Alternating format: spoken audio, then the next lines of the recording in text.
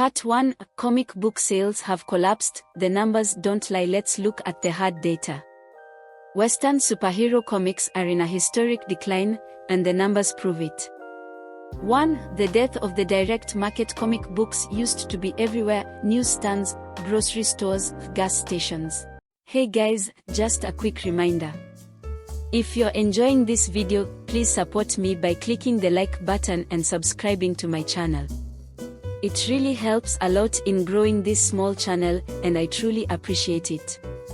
Thank you so much. Now, let's get back to the video. In the Golden Age, 1940s and 1950s, comics sold millions per issue. In the 1980s and 1990s, big titles like X-Men, Batman, and Spider-Man sold hundreds of thousands of copies per issue.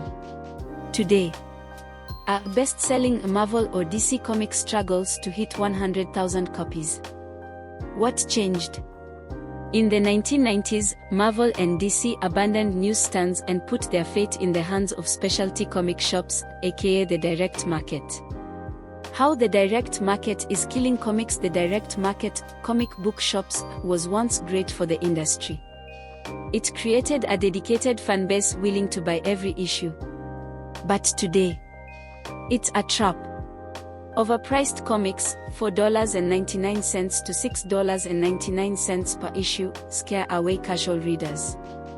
Too many variant covers force collectors to buy multiple copies.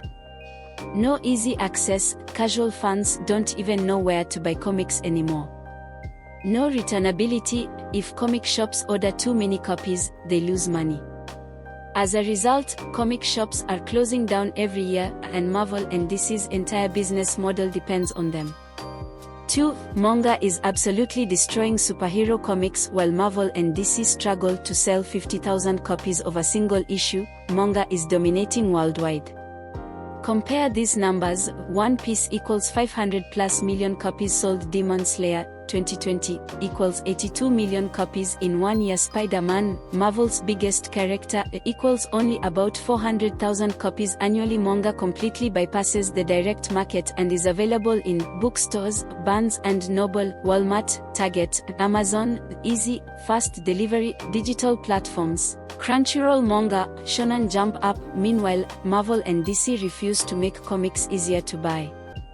If you want to read Batman, you need to 1. Find a local comic shop. 2. Buy one issue for $4.99. 3. Wait a month for the next issue. If you want to read Jujutsu Kaisen, you 1. Go to a bookstore or Amazon. 2. Buy a full volume for $9.99, 200+ pages. 3. Binge read at your own pace. Manga is cheaper, more accessible, and gives more content. No wonder it's winning. But Marvel and DC don't seem to care. Instead of adapting, they're doubling down on bad business decisions. Part 2: How Marvel and DC killed their own industry. Superhero comics didn't have to fail. But Marvel and DC pushed away their own fans with terrible decisions. 1. Endless reboots and relaunch fatigue. Marvel and DC constantly restart their comics, making it impossible for fans to keep up.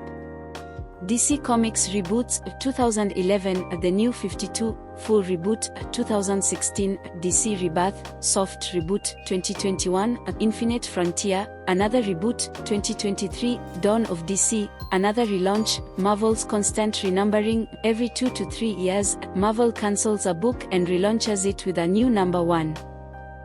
Amazing Spider-Man, X-Men, Iron Man, all have been renumbered multiple times in just the last decade. Manga doesn't do this. One Piece is still on the same storyline since 1997. Fans want long-term storytelling, not constant resets. 2. The push for identity swaps instead of new characters. Marvel and DC want more diversity, which is great. But instead of creating new heroes, they just replace old ones. Thor Jane Foster, female Thor, Iron Man Riri Williams, Ironheart, Captain America Sam Wilson, Falcon Cap, Batman Jess Fox, Black Batman. Fans aren't against diversity. They just want original, well-developed characters. Miles Morales, Black Panther, Static Shock, and Spawn succeeded because they were unique characters, not replacements. Manga succeeds because it creates new legends, not just remixes of old ones. 3. The $4.99 plus price tag is killing the industry. Superhero comics are way too expensive.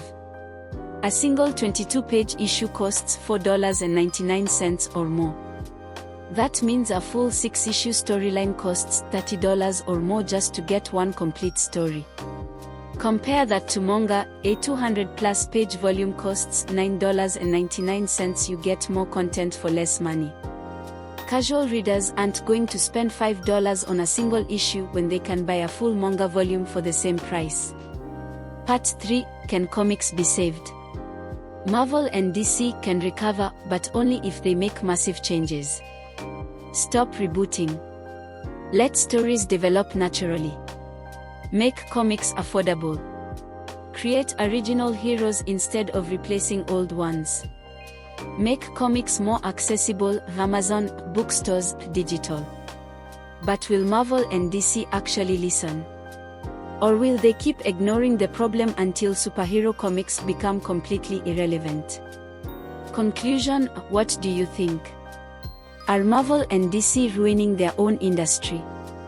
Will superhero comics ever recover, or is manga the future? Drop your thoughts in the comments below.